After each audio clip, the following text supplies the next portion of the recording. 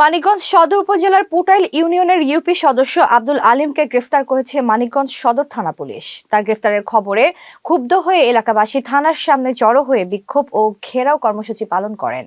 হাসান শিকদারের তথ্যচিত্রে বিস্তারিত।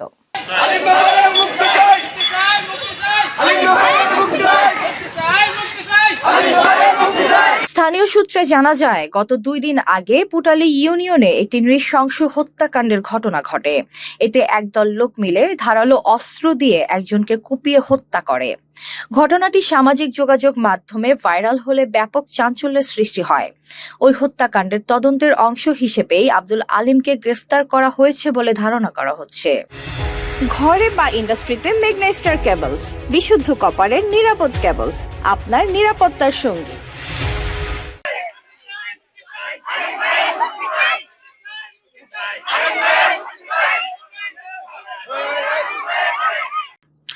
গ্রেফতারের প্রতিবাদে পুটাইল ইউনিয়নের শতাধিক মানুষ থানার সামনে অবস্থান নিয়ে তার মুক্তির দাবি জানান। বিক্ষোভকারীরা অভিযোগ করেন, আব্দুল আলিম নির্দোষ এবং তাকে ষড়যন্ত্রমূলকভাবে আটক করা হয়েছে।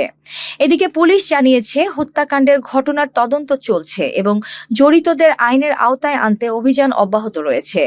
পরিস্থিতি নিয়ন্ত্রণে রাখতে থানার আশেপাশে অতিরিক্ত পুলিশ মোতায়েন করা হয়েছে।